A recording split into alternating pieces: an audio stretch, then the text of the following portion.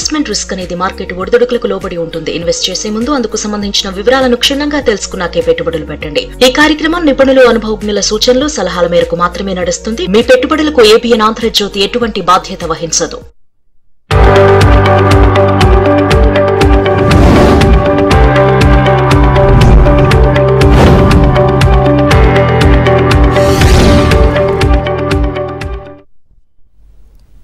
నమస్తే, welcome to ABN business. దేశీయ stock మార్కెట్లు నష్టాల్లో ప్రారంభమయ్యాయి. సెన్సెక్స్, నిఫ్టీ లాభ నష్టాల మధ్య ఊగిసలాడుతోంది.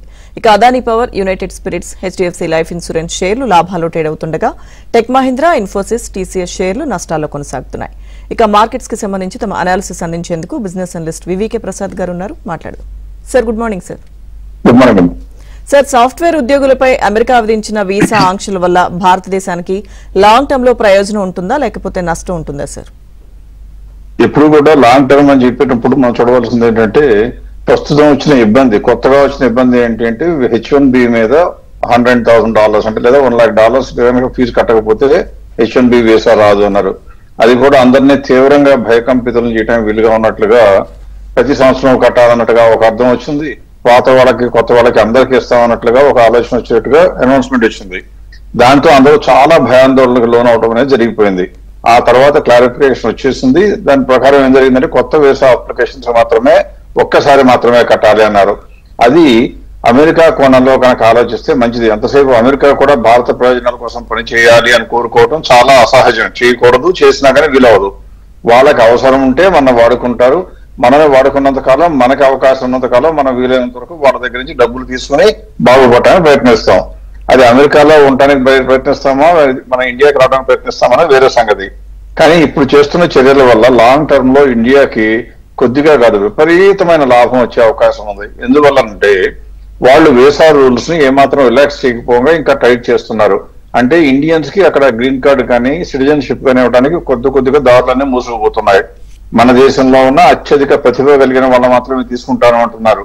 కానీ అమెరికా కూడా గమనించవలసింది, అంటే ఆల్రెడీ టెక్ కంపెనీస్ అన్ని గమనించాయి, ట్రంప్ ఇంకా గమనించడం లేదు. కానీ ఇంతమంది విదేశీయులు మేధో సంపత్తి ఉన్న వాళ్ళు అమెరికాకు వెళ్ళి అక్కడ పనిచేయడం మూలంగానే అమెరికాకి టెక్నాలజీలో కొద్దిగా గొప్ప ఆధిపత్యం వచ్చింది. కానీ అమెరికన్స్ యొక్క ఓన్లీ తెలివితేటల మూలంగా కాలేదు కూడా.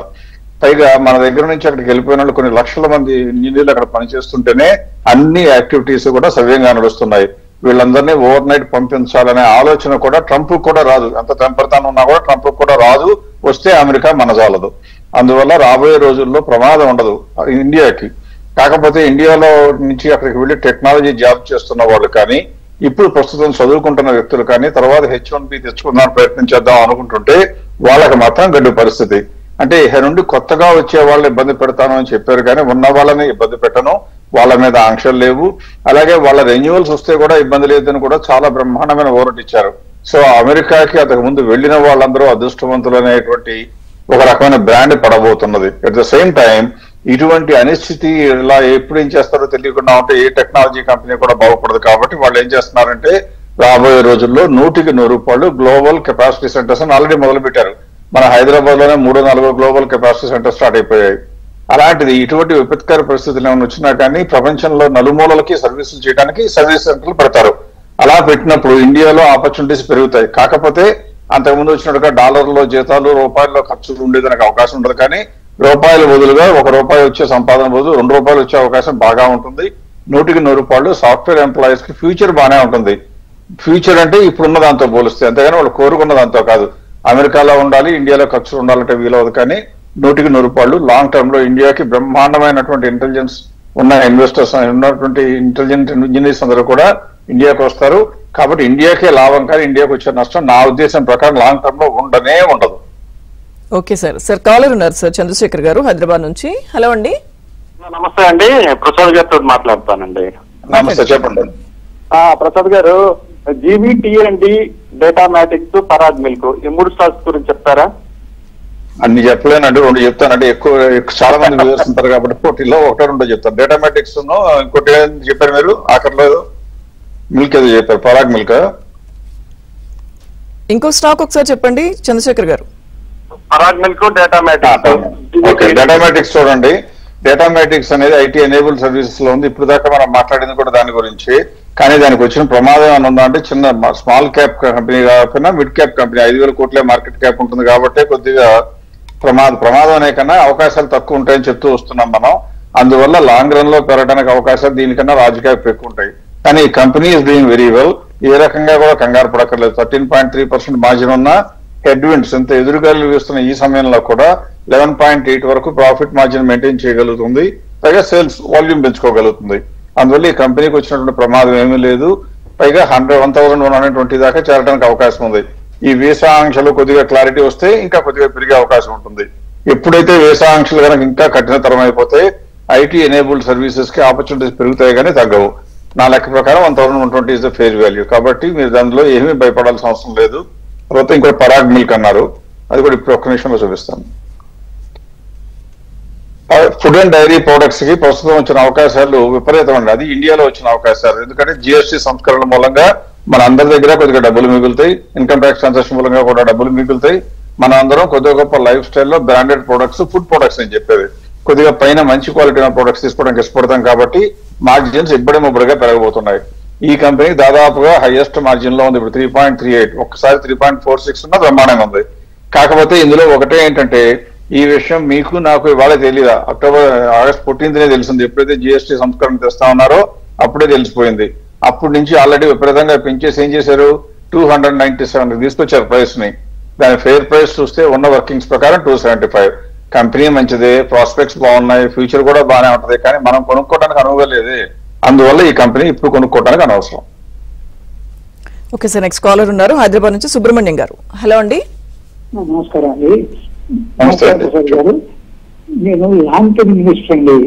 నాకు high value info solutions, GK energy, అట్లాంటి ఎలక్ట్రికల్స్ 3 IPO ఒక 2 అప్లై చేయాలనుకుంటున్నాను. నేను సజెస్ట్ చేస్తాను.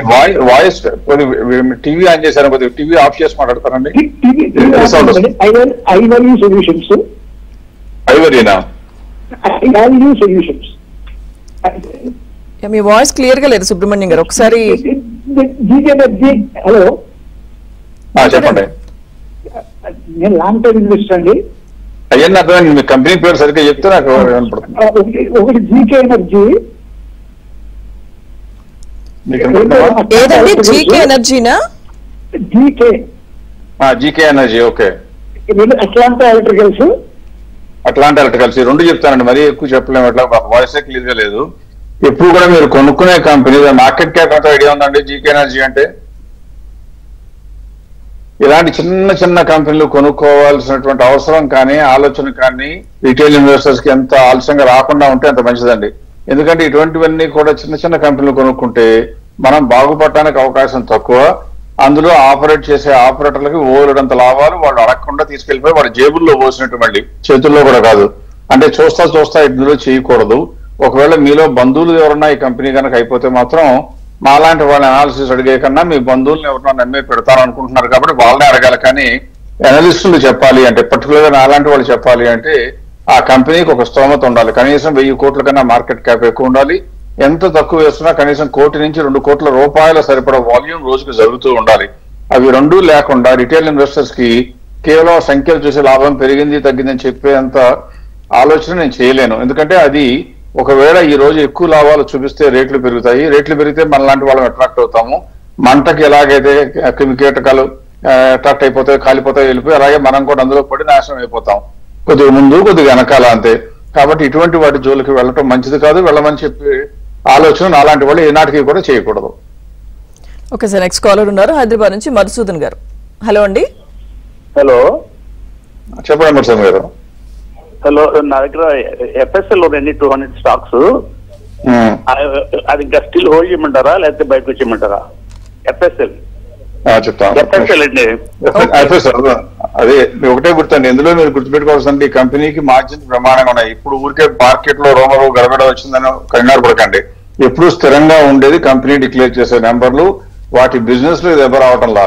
కేవలం కొద్దిగా గొప్ప ఒడిదుడుకులు వచ్చిన సమయంలో మనం కంగారు పడకూడదు. ఎట్టి పరిస్థితుల్లో స్థిరంగా ఉండాలి. ఈ కంపెనీ 477 రూపాయలు వస్తేనే అమ్మాలనే ఆలోచన చేయాలి. కానీ ఇప్పుడు ఏమాత్రం తొందరపడక్కర్లా. పని మరీ చిన్న కంపెనీయే కాదు, పెద్ద కంపెనీ. 26,000 కోట్ల మార్కెట్ క్యాప్ ఉంది. దాని యొక్క ప్రాఫిట్ మార్జిన్స్ కూడా మీరు చూస్తుంటే తగ్గుతా వచ్చి ఇప్పుడు కొద్దిగా నిలదొక్కున్నట్టుగా కనపడుతుంది. అంటే worst is almost over behind us. కాబట్టి ఈ కంపెనీని ఆలోచన అమ్మవలసిన అవసరం లేదు. మనకన్నా కూడా మ్యూచువల్ ఫండ్స్ చూస్తే ఆల్రెడీ 17% పెట్టారండి. ఇందులో స్క్రీన్ మీద మీ డేటా కనపడుతుంది చూడండి. ప్రమోటర్స్ 54%, దాదాపు 53.6% ఉంచుకున్నారు. ఇటువంటి కంపెనీలో తొందరపడి అమ్మవలసిన ఆలోచన రాకూడదు, కాబట్టి ఉంచుకోండి. ఓకే సార్, నెక్స్ట్ కాలర్ ఉన్నారు వైజాగ్ నుంచి శర్మ గారు. హలో అండి. హలో అండి, నమస్కారం అండి. నమస్తే, చెప్పండి. సార్, నాకు TCS 3285 లో ఉన్నాయండి. దాని పొజిషన్ ఏంటంటే ఉంచుకోవచ్చా, లాంగ్ టర్మ్ ఉంచుకోవచ్చా లేదా? 100% ఉంచుకోవచ్చు అండి. TCS అంటే బంగారంతో సమానం. అంటే బంగారాన్ని ఒక రోజు వాల్యూ తగ్గగానే మార్కెట్ లోకి వెళ్ళాము, మేము రేటు తగ్గిందంటే మళ్ళీ డబ్బులు తీసుకెళ్లి బంగారం కొనుక్కుంటూ 4 కాలాల పాటు ఉంచుకోవాలనుకుంటాం. మిగతా ఏ కంపెనీల గురించి అంటే చాలా తక్కువ కంపెనీల గురించి నేను ఇంత ధైర్యంగా గర్వంగా చెప్పగలను. అయితే మీకును మాకు తడ ఏంటంటే మంచి కంపెనీ అని చెప్తే ఉంచేసుకుందాం అనుకుంటారు. మేము మంచి కంపెనీ అయితేనే ఉంచుకుంటాం మీలాగానే, కానీ మంచి కంపెనీని అట్టే పెట్టుకుని మాత్రం నిలవడము కొలపడం. ఎందువలనంటే ఏ కంపెనీకైనా పెరగకూడనంత రేటు పెరిగినప్పుడు ఆ కంపెనీని మనం రన్ చేసే కెపాసిటీ మన దగ్గర లేదు. కాబట్టి ఆ కంపెనీలో వచ్చే లాభం తిందామనే కోరికతోనే ఉండాలి. అందువల్ల విపరీతంగా లాభం వస్తే మాత్రం బయటకు వెళ్ళాలి. కాబట్టి ప్రస్తుతం ఆ సీన్ ఇంకా టాటా కన్సల్టెన్సీలో లేదు. 3,100 రూపాయలు ఉంటే నా అంచనా ప్రకారం నేనైతే నా దగ్గర ఉన్న షేర్ ని 4,800కు దాటితే కానీ అమ్మను. అందువల్ల మీరు అమ్మాలా, మీరు కూడా అమ్మకూడదు. నేను చెప్పేది మీకు కూడా చెప్పాలి, నేను చేసేదే మీరు చెప్పాలి. అందువల్ల Tata consultancy is as good as a gold. ఈ కంపెనీకి మిగతా కంపెనీల కన్నా భిన్నంగా హెడ్ విండ్స్ ఎంత ఉన్నా కూడా మార్జిన్లు పెంచుకోగలుగుతుంది, టోటల్ వాల్యూమ్ పెంచుకోగలుగుతుంది, హెడ్ కౌంట్ పెంచుకోగలుగుతుంది. అన్నిటికన్నా ముందు ఇప్పుడు మనం వాళ్ళకు ఇంట్రడక్షన్ లో చెప్పినట్లుగా ఒకవేళ కనుక అమెరికా నుంచి ఇంకా ఇబ్బందులు ఎదురైతే మన టాటా కన్సల్టెన్సీ కానీ, ఇన్ఫోసిస్ కానీ, విప్రో కానీ, HCL టెక్, టెక్ మహేంద్ర వీటన్నిటికీ అవకాశాలు విపరీతంగా పెరుగుతాయి. ఎందుకంటే సాఫ్ట్వేర్ కంపెనీలు అమెరికాలో వాళ్ళ ట్రంప్ చేసే చర్యల వల్ల మనుషుల్ని అపాయింట్ చేసుకోలేకపోతే మనుషులందరినీ ఇండియాకి మూవ్ చేసి గ్లోబల్ కెపాసిటీ సెంటర్ ఇండియాలో పెడతారు. అందువల్ల ఈ కంపెనీకి ఫ్యూచర్ ఈజ్ బ్రహ్మాండంగా ఉంది. ఎట్టి పరిస్థితుల్లో మీరు ఆలోచన కూడా చేయకండి. సార్, కాలర్ ఉన్నారు సార్ హైదరాబాద్ నుంచి కిషోర్ గారు. హలో అండి. Sir, good morning madam. Good morning, చెప్పండి Kishore. Good morning sir. Sir, నా దగ్గర సంవర్ధన్ మదర్స్ మీ స్టాక్స్ వచ్చేసి 95 రూపీస్ ఉన్నాయి సార్. అదేవిధంగా Aptus lab housing India limited వచ్చేసి 338 రూపీస్ ఉన్నాయి సార్. అది హోల్డ్ చేయమంటారా, సేల్ చేయమంటారా సార్? మదర్సన్స్ మీ అయితే మాత్రం ఉంచుకోవాల్సిన అవసరం లేదండి, వెంటనే అమ్మేయాలి. అంటే ఆ కంపెనీకి మార్జిన్స్ తగ్గుతూ ఉన్నాయి ఒకటి. ప్రస్తుతం ఇప్పుడున్న పొజిషన్స్ లో ఆటో యాన్సిలరీస్ కి ఎక్స్పోర్ట్స్ చేసే కంపెనీ ఏదైనా సరే, ఆటో యాన్సిలరీ అయినా ఆటోమొబైల్స్ అయినా కానీ US కి ఎక్స్పోర్ట్స్ ఉంటే మాత్రం దెబ్బతింటుంది. ఈ కంపెనీ ఇవన్నీ పక్కన పెట్టినా కానీ it looks like over price, కాబట్టి అది అనవసరం ఉంది ఇప్పుడు కూడా. ఇంకోటి యాక్టర్స్ కదండి చెప్పారు మీరు కిషోర్ గారు. అవును మేడం, ఆప్టస్ వాల్యూ. అదండి Aptus value sir, housing finance India. Okay, actors కూడా ఇప్పుడు చూపిస్తానండి. హౌసింగ్ ఫైనాన్స్ కి వచ్చిన ఇబ్బంది ఏమీ లేదండి ఇండియాలో. ఎందుకంటే మామూలుగా అయితే ఏం భయపడ్డారంటే అందరూ కూడా కొన్ని రోజుల్లో రాబోయే రోజుల్లో డెలింక్వెన్సీస్ అంటే ఒకసారి రీపేమెంట్ చేయలేరేమో, ఈ సాఫ్ట్వేర్ ఇండస్ట్రీకి దెబ్బ తగిలితే ఉన్న లోన్లు కూడా రీపే చేయలేరు, ఇల్లు కూడా అమ్మేయాల్సిన పరిస్థితి వస్తే బ్యాంకులకి, హౌసింగ్ ఫైనాన్స్ కంపెనీకి ఇబ్బంది వస్తామని భయపడ్డారు. కానీ అటువంటి ప్రమాదం ఏమీ లేదు. ఇండియాలో వచ్చిన GST సంస్కరణల వల్ల విదేశాల్లో, అందులో అమెరికాలో స్థిరపడిన పాపులేషన్, ఇండియన్ పాపులేషన్ లో బారోవర్స్ ఎంత ఉంటారు అంటే చాలా తక్కువ ఉంటారు. కాబట్టి వాళ్ళ మూలంగా వచ్చినటువంటి ప్రమాదం వచ్చేది ఏది ఉండదు. పైగా ప్రజలకి డబ్బులు ఎక్కువ కెపాసిటీ పెరిగితే ఏ లోన్ డిఫాల్ట్ కారు సార్ కదా, ఇంకా కొద్దిగా కొత్త లోన్లు కూడా తీసుకోవడానికి ట్రై చేస్తారు. క్రెడిట్ ఏజెన్సీల్లో వాళ్ళ యొక్క రేటింగ్ మాత్రం ఖచ్చితంగా పడినవారు. అందువల్ల డిఫాల్ట్ వచ్చే అవకాశం లేదు. ఈ కంపెనీకి చూస్తే చూడండి, ఎప్పుడు 40% మార్జిన్ తగ్గకుండా, అంటే వచ్చే ఇంట్రెస్ట్ లో వీళ్ళు పే చేసే ఇంట్రెస్ట్ పోనీ వచ్చినటువంటి లాభం చూస్తే ఏకంగా 800 కోట్ల లాభం వస్తున్న కంపెనీకి కేవలం 20 times PE రేషియోలో జరుగుతుంది. ఇది 431 ఇస్ ద ఫెయిర్ ప్రైస్ అండి. కాబట్టి దానికి ఏమాత్రం కంగారు పడక్కలేదు. వాల్యూమ్ కూడా దివ్యంగా బ్రహ్మాండంగా ఉంది. Almost like 57 lakhs shares, 57 lakhs కూడా జరుగుతుంది. ఏ రకంగా కూడా నాకు 1% కూడా భయం రాకూడని కంపెనీ. ఇప్పుడున్న వర్కింగ్స్ ప్రకారమే 431. నా లెక్క ప్రకారం రాబోయే 1-2 quarters లో ఇంకా ఇంప్రూవ్ అవుతుంది. విపరీతంగా ఏం పెరగదు హౌసింగ్ ఫైనాన్స్ కంపెనీలు, కానీ ఖచ్చితంగా పెరుగుతుంది. అందువల్ల 100కి 100 ఉంచుకోవాల్సిన company. Okay sir, next caller Ramarao రామారావు గారు. హలో అండి. నమస్తే అండి. హలో రామారావు గారు. నమస్తే అండి. ఎస్ బ్యాంక్ కొన్ని ఉన్నామండి, 20 రూపాయలు 50 పైసాలో, 20 రూపీస్ 50 పైసాలో. నేను హోల్డ్ చేసుకోవచ్చు అంటారా? అసలు ఏంటి, ఒక 4% లోనే ఉన్నాను. ఎస్ బ్యాంక్ లాంటి కంపెనీ ఏంటంటే కళ్ళల్లోనే ఉంటాను, వాస్తవానికి రాను అనుకునే వాళ్ళు కొనుక్కోగలిగినటువంటి కంపెనీ. అలానే కంపెనీ బాగాలేదు అని నేను బ్యాడ్ గా చెప్పను, కానీ యూజువల్ గా అందులో ఉన్న స్టోరీలు కథలు చెప్తా ఉంటారు కదా, వాళ్ళు కొంటారు వీళ్ళు కొంటారు సింగపూర్ వాళ్ళు కొంటారని చెప్తుంటే కొనుక్కుంటారు. ప్రస్తుతం స్టేట్ బ్యాంక్ ఆఫ్ ఇండియా కూడా అలాగే రకరకాల బ్యాంకులు అంతకు ముందు డబ్బులు పెట్టిన వాళ్ళందరూ కూడా నెమ్మదిగా డైవర్స్ చేసుకుంటూ వస్తున్నారు. ఇందులో ప్రస్తుతం ఉన్న పరిస్థితి ప్రకారం అంతకు ముందు ఉన్నటువంటి ఆల్రెడీ అన్ని బ్యాడ్ న్యూస్ అన్నిటిని డిస్కౌంట్ చేసుకుని పనితీరు మెరుగుపరుచుకుని కొద్ది గొప్ప మెరుగైన పనితీరు చూపిస్తుంది. కాబట్టి ఇప్పుడు ఇక కళల్లోంచి వాస్తవంలోకి వద్దాం. వాస్తవంలోకి వస్తే కొనాలి అంటే మనకు ప్రాతిపదిక ఏం కావాలంటే కంపెనీ యొక్క టోటల్ ఇన్కమ్ పెరుగుతూ ఉండాలి, మార్జిన్స్ నిలబడాలి లేదా పెరుగుతుండాలి, కొద్దిగా తగ్గినా కూడా పర్వాలేదు. మీరు ఇవన్నీ పారామీటర్స్ కనుక దృష్టిలో పెట్టి చూస్తే చూడండి, ఒకసారి 25,000 కోట్లు ఉండే టోటల్ ఇన్కమ్ 31,000 కోట్లుగా రావటం, ఆ రేంజ్ లో నిలబడటం.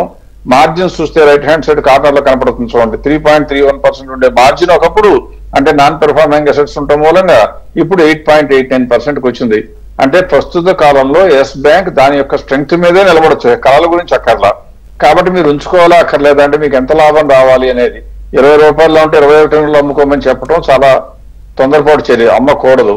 26 రూపాయల వరకు ఫెయిర్ వాల్యూ ఉంది. కాబట్టి మీరు ఎక్కడి వరకు వెయిట్ చేయొచ్చు, 26 రూపాయలు వస్తే అప్పుడు అమ్ముదామని ఆలోచించండి. అప్పుడు కూడా ఇప్పుడు ఈ లోపల కనుక నెక్స్ట్ క్వార్టర్ అంటే సెప్టెంబర్ క్వార్టర్ రిజల్ట్స్ కూడా రాకపోతే, రిజల్ట్స్ కనుక వచ్చినాయి అనుకోండి ఇంకా బాగుంటే ఫెయిర్ వాల్యూ పెరుగుతుంది కాబట్టి ఇంకా ఉంచుకోవచ్చు అనమాట. ప్రస్తుతానికి దాన్ని తొందరపడవలసిన విషయం ఏమీ లేదు, ఉంచుకోండి. ఓకే సార్, నెక్స్ట్ కాలర్ ఉన్నారు మోహన్ గారు. హలో అండి. ప్రసాద్ గారు గుడ్ మార్నింగ్ అండి. Good morning. నా దగ్గర అవాంత్ అపోలో మైక్రో సిస్టమ్ 180 రూపీస్ లో ఉన్నాయండి. దీన్ని సెల్ చేసి నేను ప్రజెంట్ బిఈఎల్ భారత్ ఎలక్ట్రానిక్స్ లోకి నేను మారచ్చా, ఇంకోటి అవాంతల్ ఈ రేట్ లో తీసుకోవచ్చు? ఒకటే రెండు మీ ఇష్టం వచ్చింది చెప్పండి. ఒకటి అపోలో మైక్రో సిస్టమ్స్, ఇంకేదైనా ఒకటి చెప్పండి. అన్ని చెప్పాలంటే కష్టం. లేదు sir, Apollo micro system 180 rupees లో తీసుకున్నాను. అది ప్రాఫిట్ బుక్ చేసుకుని భారత్ ఎలక్ట్రానిక్స్ లోకి మారచ్చా? Apollo micro systems first Apollo micro systems profit book చేస్తా అంటే చెయ్యొచ్చు, చేయాలి, వెంటనే చేయాలి. లేకపోతే భారత్ ఎలక్ట్రానిక్స్ కొనొచ్చా అంటే ఇప్పుడే ఒక్క నిమిషంలో చెప్తాను. స్క్రీన్ మీద మీకు డేటా ప్రజెంట్ చేస్తాను. నేను చెప్తుంది ఎందుకు కామని చెప్తున్నానో కూడా మీకు తెలియాలి. కేవలం నా మాట ఒక్కటే లక్ష్యం కాకూడదు, బేసిస్ కూడా తెలియాలి. ఈ కంపెనీలో చూడండి, టోటల్ సేల్స్ విపరీతంగా పెరగటం, ప్రాఫిట్ చూస్తే 3,200 కోట్లు ఉండే ప్రాఫిట్ 5,500 కోట్లకు చేరటం, మార్జిన్స్ కూడా 18% నుంచి 22కి రావటం, ఇన్ని రకాల అడ్వాంటేజెస్ ఉండటం, పైగా ఆత్మనిర్భర భారత్ మూలంగా ప్రస్తుతం ఇండియాలో డిఫెన్స్ కి పెద్దపీట వేస్తారు. కాబట్టి వీళ్ళు చేస్తున్నటువంటి మిసైల్ రిలేటెడ్ ఎక్విప్మెంట్ లో బోలెడంత ఎమ్యూనిషన్ బిఎల్ చేస్తుంది. కాబట్టి ఆర్డర్లకి కొదవలేదు, పేమెంట్స్ కొదవలేదు, డిఫాల్ట్ అయ్యే కస్టమర్లు ఎవరో ఉంటారు, గవర్నమెంటే కాబట్టి కొనేది. పైగా ఎక్స్పోర్ట్ కూడా చేయడం మొదలు పెడుతున్నారు. అందువల్ల ఈ కంపెనీ కళ్ళకు అద్దుకుని ఉంచుకోవాల్సిన కంపెనీ, కొనుక్కోవాల్సిన కంపెనీ కూడా. 555 ఇస్ అ ఫెయిర్ ప్రైస్. కాకపోతే ప్రస్తుతం ఫేవర్ అంతా కూడా జిఎస్టీ సంస్కరణ వల్ల ఎఫ్ఎంసీజీలు, ఫుడ్ అండ్ ఫుడ్ ప్రాసెసింగ్ ఇండస్ట్రీలు, ఫైనాన్స్, బ్యాంకులో కలుపుతుంది. అంత మాత్రాన డిఫెన్స్ తక్కువ అనుకోకండి. Defence is important. ఈ company is like equal to gold. ఖచ్చితంగా మీ చాయిస్ ఈజ్ కమెండబుల్, వెంటనే చేసేయండి. ఓకే ప్రసాద్ గారు, అయితే భారతదేశంలో జిఎస్టీ సంస్కరణ వల్ల ప్రజల వద్ద ఎక్కువ డబ్బులు అందుబాటులో ఉంటాయని చెప్తున్నారు కదా, సో దానివల్ల ప్రయోజనం పొందే ఇండస్ట్రీలు ఏంటి, వాటిలో ఏదైనా స్టాక్స్ ఇప్పుడు ఇన్వెస్ట్ చేయడానికి అనువుగా ఉన్నాయంటారు? మనకి ఎప్పుడు కూడా ఈ ప్రజలకి సంస్కరణ, జిఎస్టీ వల్ల సంస్కరణ వచ్చే లాభం ఎవరికి అంటే ఇక్కడ అందరికీ, ప్రజలందరికీ లాభం ఉంటుంది. కానీ ₹1,00,00,000 ఆదాయం, 10 కోట్లు, 50 కోట్లు, 100 కోట్లు ఆస్తున్న వ్యక్తికి నీకు నెలకో లేదా సంవత్సరానికి వచ్చేటప్పుడు 5 లక్షలు మిగులుతాయి అంటే మూవ్ అవ్వరు. ఎందువల్ల వాళ్ళకి దాని మూలం ఏం ఫరక్ పడదు లైఫ్ లో. కాబట్టి వాళ్ళకి పెద్ద లాభం ఉండదు. కానీ ఎవరికి మధ్య తరగతి, దిగువ మధ్య తరగతి లేదా పేదవాళ్ళు, వీళ్ళందరికీ మాత్రం విపరీతమైన ఆనందం వస్తుంది. ఎవరికైనా సరే మన దగ్గర డబ్బు పెరిగితే ఫస్ట్ మనం చూసేది ఆరోగ్యం, విద్య, ఇవన్నీ కూడా ముందు దృష్టి పెడతాం. అంటే ఏం చేస్తాం, ఆరోగ్యం ఎక్కడి నుంచి వస్తుంది, మంచి మందులన్నా వేసుకోవాలి అంటే హాస్పిటల్ ఇండస్ట్రీస్ కి లాభం. ఒకవేళ అలా కాకుండా ఫార్మాసిటికల్ కూడా కొద్దిగా గొప్ప లాభం. మంచి విద్య కావాలంటే, చదువులు కావాలంటే ఎడ్యుకేషన్ ఇన్స్టిట్యూషన్స్ కి లాభం. ఫుడ్ మంచిది తీసుకుందాం అనుకుంటారు. ఫుడ్ మంచిది తీసుకోవడం అంటే అంతకు ముందు వరకు మార్కెట్ లో దొరికే ముడి సరుకు కొనుక్కుని వండుకునేవారు బ్రాండెడ్ ప్రొడక్ట్స్ వైపు దృష్టి పెడతారు, హోటల్స్ వైపు దృష్టి పెడతారు. సో ఇవన్నీ కూడా డిస్క్రిషనరీ స్పెండింగ్ చేసే ఇండస్ట్రీలు పెరుగుతుంది. అన్ని ఇండస్ట్రీలు తీసుకుంటే మరి ఇబ్బడిగా మరి విపరీతమైన కంపెనీలు వస్తాయి. కాబట్టి నేను ఏం చేస్తానంటే ఇన్వెస్టర్లకు అనువుగా ఉండడానికి కొన్ని ఇండస్ట్రీస్ సెలెక్ట్ చేసి అందులో ఉన్న మంచి కంపెనీలు చెప్తాను. ఎప్పుడైతే మనకి సమృద్ధిగా డబ్బులు ఉంటాయని తెలుస్తాయో, మన దగ్గర కనుక ₹1,00,000 మిగులుతాయని తెలిస్తే, మనం కోరుకున్న వస్తువు కనుక 5 లక్షలు, 6 లక్షలు పెడితే కారు వస్తుంది అనుకుంటే కారు కొనుక్కోవడానికి ముందుకు వెళ్ళిపోతాం. అందువల్ల బ్యాంకింగ్ కంపెనీలకి, ఫైనాన్స్ కంపెనీలకి, మోటార్ సైకిళ్ళకి, కార్లకి లాభం, FMCG లాభం, ఫుడ్ అండ్ డైరీ ప్రొడక్ట్స్ కి లాభం, ఇలా కొన్ని కంపెనీలన్నీ కూడా సెలెక్ట్ చేసి వాటిల్లో ఏ ఏ కంపెనీలు లాభం కనీసం పెంచుకున్నాయో జూన్ క్వార్టర్ లో, అలాగే ఇప్పుడు 30% కన్నా గ్యాప్ తక్కువలో ఉన్నాయో ఎక్కువలో ఉన్నాయో కూడా చూసే కంపెనీ మీకు ప్రజెంట్ చేస్తున్నాను. ఇప్పుడు మీరు స్క్రీన్ మీద చూసినట్లయితే మీకు కనపడే కంపెనీలు అన్ని కూడా నేను చెప్పిన కోవల్లో చెందేవే. హోమ్ ఫస్ట్ ఫైనాన్స్ నుంచి మొదలు పెడితే power finance corporation, Punjab and Sindh bank. ఇందులో మీరు మార్కెట్ క్యాప్ లార్జ్ క్యాప్ కొనాలి అనుకుంటే కనుక ఎం క్యాప్ అనే కాలం చూస్తే మీకు కనపడతా ఉంటుంది. ఎనీథింగ్ మోర్ దాన్ 20,000 crores ఉంటే ధైర్యంగా కొనుక్కోవచ్చు. మిడ్ క్యాప్ అయినా పర్లేదు వెయిట్ చేస్తానంటే ఏదైనా కొనుక్కోవచ్చు. అలాగే IFCI, ఓరియంట్, చదవక్కర్లేదు లిస్ట్ అంతా. ఈ లిస్ట్ అంతా మీకు ఉంటుంది. పైగా ABN లో ఉన్నటువంటి ప్రోగ్రామ్ ని మళ్ళీ ఆటోమేటిక్ గా యూట్యూబ్ లో కూడా పెడతారు కాబట్టి ఇవన్నీ కూడా మీకు కనపడతాయి. హడావిడిగా చూడక్కర్లేదు, కానీ నింపాదిగా చూసుకుని వీటిలో ఏ కంపెనీ అయినా కూడా ఇన్వెస్టర్లు ధైర్యంగా కొనుక్కునేటానికి ఇది మంచి సమయం అని చెప్పాలి. ఓకే సార్, కాలర్ ఉన్నారు సార్. నెక్స్ట్ సురేష్ గారు. హలో అండి sir. Good morning sir. Good morning అండి. సార్ JSW సిమెంట్ నేను 150 షేర్లు కొనసాగడంలో ఉంది సార్. అది హోల్డ్ పెట్టాలో అమ్ముకోవాలి సార్. తర్వాత ఆర్జేపీలో ప్యాటర్న్ వచ్చేసి 490 షేర్లు సురేష్ గారు ఒక్క నిమిషం, ఫస్ట్ స్టాక్ పేరు ఒకసారి రిపీట్ చేయండి సురేష్ గారు. చెప్పండి. JSW సిమెంట్స్ లో 127 షేర్లు 140 కొన్నాను సార్. అది మాస్టర్ ఒక మీరు కంపెనీ పేరు కొద్దిగా స్లోగా చెప్పండి. నాకన్నా స్పీడ్ గా మాట్లాడుతున్నారు మీరు. ఒక కంపెనీ పేరు స్లోగా చెప్పి తర్వాత విషయం స్పీడ్ గా చెప్పండి. సరే సార్. JSW సిమెంట్ అండి. JSW cement. JSW సిమెంట్ చెప్తున్నారు. JSW cement. Okay. JSW cement. Cement కంపెనీలకి రాబోయే రోజుల్లో మంచి ఫ్యూచర్ ఉంటుందండి. ఫస్ట్ మీ మీద ఏం చెప్పినా కూడా ఒకటే అంటే ఏమనుకోకండి మిమ్మల్ని అంటున్నారని. మనకి కోరిక ఏదైనా, మన ఆలోచన ఏదైనా కానీ పెరగడానికి అవకాశం ఉందా లేదా మాత్రమే చేయాలి. అందులో నా కోణంలో పెరగడానికి అవకాశం ఉందా లేదా చెప్పడం చేయాలి. ఇటువంటి కంపెనీలో సిమెంట్ కంపెనీలోకి వెళ్ళాలి అనుకుంటే కనుక మీకు దీనికన్నా ఓరియంట్ సిమెంట్ మంచిది. ఇంకా పెద్ద కంపెనీకి వెళ్ళాలంటే అల్ట్రాటెక్ సిమెంట్ కంపెనీ మంచిదండి. ఎందువల్ల అంటారేమో, ఏ కంపెనీ అయినా కొనడానికి మనకు ప్రాతిపదిక కంపెనీ యొక్క ప్రాస్పెక్ట్స్ బాగుండాలి ఒకటి, ఆ కంపెనీ రీజనబుల్ సైజ్ కూడా ఉండాలి. లేకపోతే ఏమొస్తుందంటే మనం కొనుక్కునేటప్పుడు పెద్దగా అవకాశం ఉండే ఛాన్స్ ఉండదు అనమాట. అందువల్ల నా లెక్క ప్రకారం దీనికన్నా ఓరియంట్ సిమెంట్ ను అల్ట్రాటెక్ సిమెంట్ మంచిదండి. Okay sir.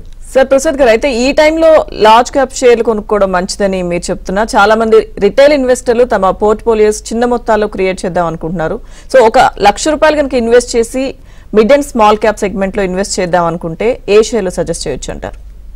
మొట్టమొదటి వాళ్ళని కంగ్రాచులేట్ చేయాలి. ఎందుకంటే మార్కెట్ లో వాలటాలిటీ ఉంటుందని తెలుసు, అయినా కూడా కొనడానికి వస్తున్నారు. రెండవది లార్జ్ క్యాప్లు కొద్దిగా గొప్ప బాగుంటాయని తెలుసు, అయినా కూడా వెయిట్ చేయడానికి రెడీగా ఉన్నారు. చిన్న కంపెనీలు కొనుక్కుని లాంగ్ టర్మ్ లో అయినా సరే వెయిట్ చేస్తాము అనుకునే వాళ్ళకి చేయవలసింది ఏంటంటే మిడ్ క్యాప్ లోనే పనికిమాలిన షేర్స్ అని కాదు మేము చెప్పే ఉద్దేశం. రాబోయే 1 year లో లార్జ్ క్యాప్ లో కొద్దిగా ఎక్కువ అవకాశాలు ఉంటాయి. అందువల్ల పెద్ద మొత్తాల్లో ఇన్వెస్ట్ చేసే వాళ్ళు కనుక అయినట్లయితే వాళ్ళు ఎప్పుడు కూడా లార్జ్ క్యాప్ లో ఇన్వెస్ట్ చేసుకోవాలి. పెద్ద మొత్తాలంటే 10 లక్షలు 20 లక్షల కన్నా ఎక్కువ పెట్టేవాడు.